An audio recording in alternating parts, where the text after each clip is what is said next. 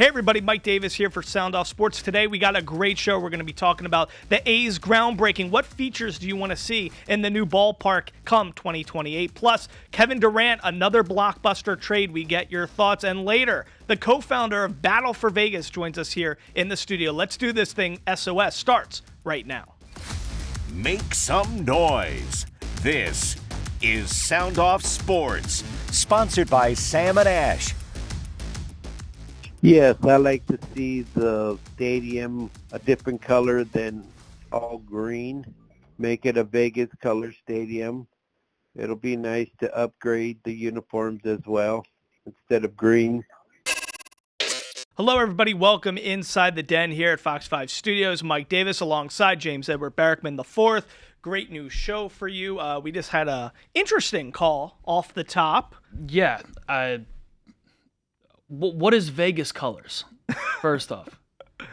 Because it's not like it's, when you say Black and Pittsburgh red. colors, people know that's black and gold. Do you mean you have like a Vegas gold? Or the green's not going anywhere. No, So green and gold, it's going to be staying with the Athletics it's such a franchise. classic color, too. Like, the A's look is so Classic. awesome. It's cool. Yeah, Why are you trying to get rid of a good thing? I don't know. The guy has something against green, but yes, we asked everybody at home, like that great caller gave us a buzz. We asked everybody, what features, what kind of things would you like to see in the brand new ballpark for the A's come 2028? Of course, James, you and I were at the groundbreaking this week. Really good job. Old site of the Tropicana. Very good job. It was an exciting day. A lot of Hall of Famers there. Dave Stewart, Raleigh Fingers, spoke with the owner of the A's, John Fisher. So Commish, Rob Commish, Manfred, a lot of good stuff going on. So, Most importantly, Stomper was there. Stomper. Yeah. He was my favorite. We do love the mascot Stomper. But listen, let's hear what some people had to say about these features that they'd like to see. So let's see what people have on their wish list. Let's go to another call. Yes, I like to see brand new uniforms and not the stale green uniform. Vegas color uniforms. There we go. Another call from... Same guy? We don't have a name. We don't have a name, but pretty sure that was the same guy. It's the same guy. But What do you got we love against when the green and gold? Let me just say this first. We love when you call. 702-855-3502. Great time hearing your thoughts. We always love seeing them, whether it's on social media responses or giving us a buzz. So thanks for that. But let's talk with you, James. I mean, what features do you want to see? You're a big baseball guy. You've been to quite a number of ballparks. What would be meaningful to you in terms of features? First off, I would like to get this out there. We understand that the design planning process is over. So whatever input we throw out there or fans throw out there at this point is not going to happen. All the planning and design's already done. But we can still dream. And with that, it's, to me, I would really like to see just interesting non-cookie cutter outfield dimensions. You talk about the plot of land that this thing's sitting on at the Tropicana. It's a 36-acre plot of land, but the actual stadium's only going to be on 9 acres of that. It's going to be the smallest ballpark in the MLB. Going to be small in terms of, acreage and capacity. Right. So, because it is on such a small plot, and you have such a small space, the outfield is probably going to have to be small. So hear me out. And I know we have what looks like, per these renderings, like a bar restaurant sitting right behind the right center field fence where you can kind of look through the chain link fence and see onto the field from the outfield. So I think that's going to be cool. But hear me out. In left field, where the great Ricky Henderson played, a 24-foot-high left field wall to commemorate and honor Ricky Henderson. Wow, that's a good thought, James. I stole that right from the Pittsburgh Pirates because they did that for Roberto Clemente in right field. They have a 21-foot-high wall known as the Clemente Wall. I just think it would be to honor his number. A very nice gesture for one of the greatest to ever play. I have a couple thoughts. One, I really think Mike Allen, one of our reporters here who I do covering the bases with the A's with, he was saying, there's going to be a little bit of a partnership between the ballpark and the Neon Museum. So having some of those old signs from classic institutions of Vegas would be very cool to see if they could be implemented in a home run celebration, something like that, to be lit up and have some of that neon in the outfield would be very cool. So I couldn't agree more. That would be amazing. Some sort of, signage that lights up on a home run would be beautiful. It would be so Vegas, so well done. Yeah. I'm with that one. So I think we need something like that in that feel. So I'm really hopeful for the feel of this stadium and how that's going to play out. But I think more so in terms of features, I'm just very excited about the prospect of catering to locals, right? We know tourists are going to take in a ball game. But if we can have a lot of deals that work with locals, whether it's you bring your Nevada State ID and you get $2 beers, I don't know if I just want a glass of beer right now, but what I'm saying is I think we really need to lean into the local element from a parking and from a deals component when it comes to like food and beverage and all that stuff. So having a Nevada ID, I think game in, game out should give you some benefits as opposed to just somebody who's coming in to take in a ball game because they're playing the Royals and you're from Kansas City and you want to come in. And there are going to be so many tourists at every game. So I think to me, that's how I would like to see those types of things. You share the sentiment overwhelmingly of all of our respondents. When we ask this question, it's all, affordable tickets, cheap parking, dollar beer and dog nights, and affordable concessions. And I think if the A's can do that, they are really going to endear themselves to the community here. And I think if we see anything, I don't know if I'm just a product of what's been going on of lately here in our community, but inflation, prices on the Strip, a lot of those things, if this ballpark can cater to locals and really bring those fan-friendly local prices, I mean, it's going to be packed and people are going to want to take their family there, and it could end up becoming a very cheap alternative for families to have a nice night out, And not to mention, I mean, we talk about this all the time too, these young studs they got on the roster that a lot of people, the casual fan, doesn't really know about. Jacob Wilson, Nick Kurtz, and some of these other guys, they're going to be hitting their prime when they get here in 2028. And if you combine hopefully a winning baseball team with all the things you just mentioned, we might have a Golden Knights situation on that. 100%. So it would be great to see a team that's competing for a World Series title, that's competitive in the postseason, and some great fan-friendly prices. Guys, coming up after a short break, we're talking about the Las Vegas Ballpark Battle for Vegas. We got the co-founder of the great event coming in the studio to talk with me next. What features do you want to see at the A's new stadium? Pure Nevada on Facebook says, need a pool and blackjack.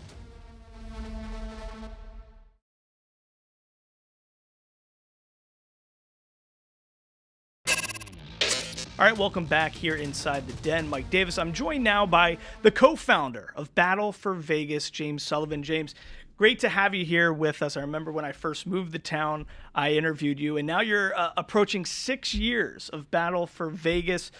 July 12th, 6:30. You can still get tickets right now, battleforvegas.com. But James, before we get into everything, you have some news to break on our show today. Tell us what you're breaking on Sound Off Sports. Yeah, so we are announcing Reggie Jackson, Major League Baseball Hall of Famer, Mr. October himself, will be appearing at Battle for Vegas this year. He will be throwing out the first pitch, and he will be honorary captain for the game. This is a big deal, especially with all the good news, the groundbreaking for the A's recently just happening. But yes, Mr. October. I can't think for a charity softball game, who better than Mr. October? How did this come to be?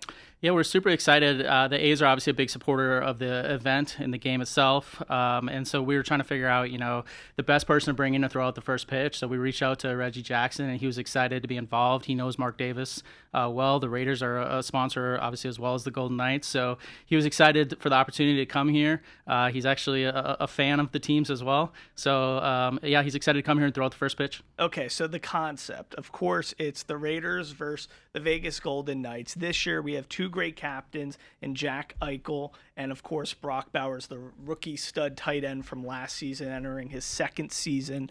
Tell us a little bit about the rosters this year and what we know so far, because I know Jack Besh, the second-round pick for the Raiders, who my producer and I just met last weekend at an event, he's going to be part of Brock Bowers' squad. So tell us what we know so far. Yeah, so we'll be announcing the Jack's team probably after July 1st. So NHL free agency begins July 1st.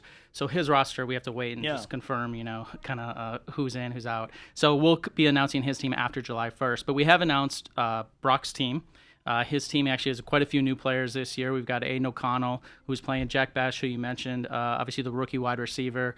He'll be out there playing. And then, we've got a handful of defensive players. Eric Stokes is their new safety as well. Yeah. He'll be there playing. So it's a great roster, great event. And like I said, most of the guys are new this year. A couple of the guys coming back from last year, AJ Cole has played before. Daniel Carlson, Thayer Munford has played before as well. So those guys will be back as well. All right, so it's a lot of good stuff. And it's funny because before we started the show, you were actually telling me, James, like, listen, 6 years ago when we started this thing, it wasn't so easy to get people on board. Tell us a little bit about how this has evolved over the years. And, there's a lot of great concepts like this, but to execute it, that's a totally different thing.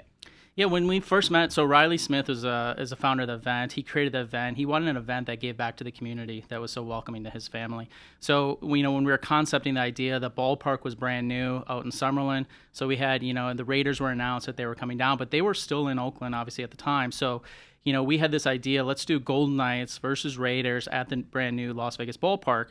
Like you mentioned, executing, though, is, we had to get 10 of the Raiders to get on a plane and fly down to Vegas and attend the event. The first year, the captains were Riley and Marcus Allen. Marcus Allen obviously was, living elsewhere as well. So, we had to send a plane up to Oakland, fly them all down, attend the event. The first event was a huge success. We announced the event in the middle of April. The event sold out in less than a month. And that's when we kind of knew we were onto something. That's pretty cool. And, it's a great event for families and kids. Tell everybody at home, because it's really an opportunity to get up close and personal with these athletes that you never really get to see. So there's so much footage and so much great moments where you just see selfies and all these things going on. Tell us what it's really like for a family that's never been. Yeah, that's one of the best things, in my opinion, about the event is, so these players, they play in shoulder pads and helmets and, all their gear, and you don't really see them up close.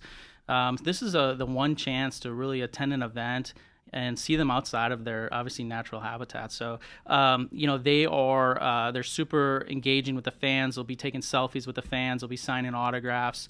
It's a fun night for the family to bring the kids out and kind of see these guys up close. Some of them, I always say, are good at softball, and some are not. You could tell the ones that have played before, the ones that haven't. At the end of the day, they're there to raise money for charity. But it's interesting how competitive they also get. Like you can definitely tell the two teams absolutely want to win that game. What's the breakdown right now in history in terms of who's won the most? What for after 5 seasons of this? 5 years? What's the breakdown? So the Raiders won the first 2 years, so it's 2-0 Raiders. The Knights have come back and won the last 3. Wow. So it's now 3-2 Knights. Okay, so that's interesting. And there's been a lot of, recognizable people, right? I mean, like Marshawn Lynch has been a part of it once, right? I mean, certain people show up. That's just pretty cool, right? Yeah, we were fortunate enough to have Marshawn Lynch play the 1 year. We've had, obviously, other Raiders legends. Like I mentioned, Marcus Allen, Tim Brown has been there. We've brought back, Greg Maddux, Major League Baseball Hall of Famer, who lives here in Summerlin as well. Yeah. So, yeah, we've had, great support for the game from both the current players and the legends. All right, so guys, there's still an opportunity to go get tickets. battleforvegas.com. You can go get tickets, attend with the whole family. Thank you so much to James Sullivan, the co-founder of Battle for Vegas. Go to battleforvegas.com for tickets, and to listen to our full conversation, go to our YouTube, Silver State Sports.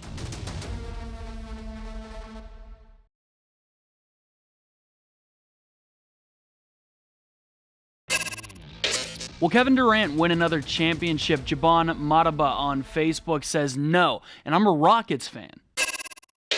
Well, KD is on the move yet again. The one-time MVP, five-time All-Star, two-time NBA Finals MVP, two-time champ with the Golden State Warriors.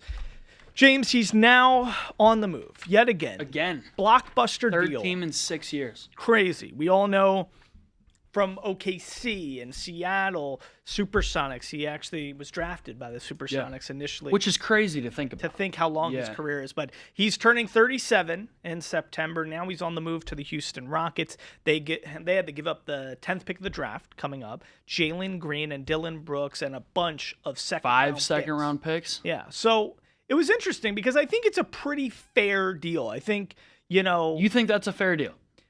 Yeah, I actually do. KD straight up for all that. You would give all that up? You'd give all that up for a 36-year-old Kevin Durant? Well, I think they're trying to compete now. I mean, Ime Udoka, they had a pretty good record, the Rockets, and they need somebody to take them over the top. I don't know if KD and Jalen Green were going to play well together, but they got a young core. They still have Van Vliet, so they got to, Fred, is getting a little older, so they got to try the win in this window right now. But I mean, I don't know if Jalen Green is going to ascend to the level that they were hoping he would. Okay. So, when you think about it, you're not giving up the third pick of the draft. You're giving up the 10th pick of the draft in a pretty deep draft. But, I mean, what are they just going to keep retooling in Houston? So I think they're trying to win, and trying to win right now. And that's what the deal is. I think it's a lot better than giving up 5 first-round picks for Mikal Bridges, right? So to me, it's, I think it's a pretty good trade. I'm very for both pro deals. Draft capital. Yeah. And it just feels like a ton to give up for a 36-year-old guy with a past, not so much a future. I just think and I get that. Draft capital in the NBA and the NFL it's are not two the same. different things. No question. No question. I mean, getting 5 second-round picks, how often do you find Draymond Green, Jalen Brunson, or Nikola Jokic in the second round? It doesn't happen every year. So to me, I think, you're banking on Jalen Green to take the next level. We'll see if he can do that. Young study actually played with the Ignite here in town, which is pretty crazy. But Durant still is averaging 25 a game. Like, this is a guy who can get some buckets. So is Durant still a 1? Is he still a 1 on a championship team?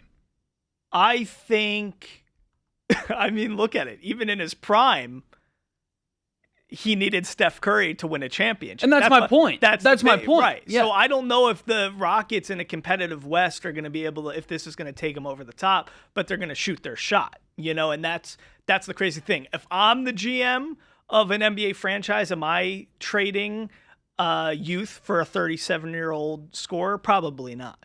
That's not the deal I would make. Right. But Houston's trying to go for it. Is Houston there? Are they in a position where KD makes them a contender in the West? Well, they got Sagoon, they got Thompson. They're good. They got a good young core. So it's kind of interesting because if they did keep Jalen Green, in a few years they might be knocking on that door. But I guess they're just feeling like anytime you get the opportunity to get a future Hall of Famer who's still top 20 in the NBA, you can get KD on your team. I guess it puts you in a position to compete, I just wonder, like, how much longer is Kevin Durant going to be able to keep playing at a high level? Well, he recovered from, the Achilles injury. Right. We've seen the NBA playoffs be torn to shreds because of that, from Jason Tatum to Halliburton and Damian Lillard. That was rough. So he's recovered from that. And listen, I think he's so unique in his build and his abilities that he's going to be able to get I think, till a very old age. So you're saying his play style will age well? It already has, Right. And we're seeing what LeBron's still. But I'm saying, do. LeBron is. But LeBron's into still his 40s, right? And he's still and my point is, player. KD is not there yet. No. So I guess the thing is, maybe there are another 2 years of Durant where you really have a stud who can take you over the top. I just don't know if Houston's there. I don't know if he's the missing piece, but I guess you give it a try. I'm not an NBA GM. We've been over this ad nauseum when we were talking about the Luka trade. Right. I would not have given up that much for 2 years at KD, a 36-year-old KD, not the move I would have made. 5 second-round picks, the number 10 overall pick. Right. Dylan Brooks, Jalen Green. I wouldn't have done it, but who knows? It might work out for him. Right. I guess you never know. We'll see what happens, but yet he's on the move again. I think it was a pretty good deal for both sides, trying to do two different things as Phoenix is trying to retool after giving out those big contracts with Devin Booker, Bradley Beal, and KD. So they're retooling, getting a little younger there. Guys, coming up after a short break, we got more SOS. Will Kevin Durant win another championship? Corey Ott on Facebook says, not without Curry.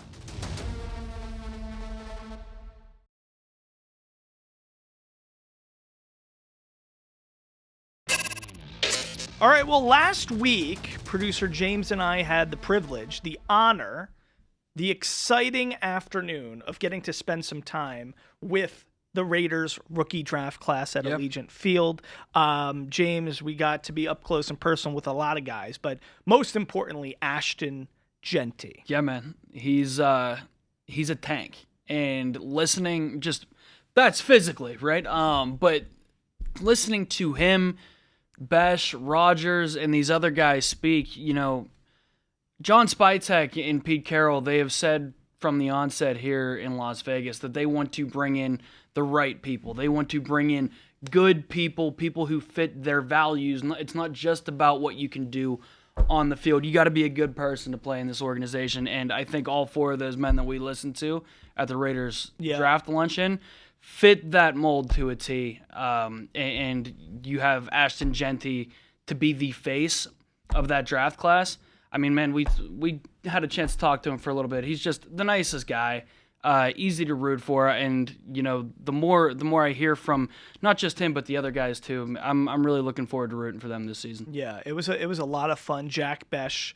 Also another bright young talent and a guy who's got, I think, just a beautiful heart. And we all know his story with his brother Tiger. So it was a great time. And I do think there's going to be a lot of momentum being carried over into future years with this franchise as they're starting to get the right people in this organization. So Ashton Jeanty, I mean, James, I'm almost even a little taller than this guy. You are. I think I am taller than him. And but listen, he's a lot stronger than me. This dude is really a tank. His arms are as big as our head. Yeah, we had a good time.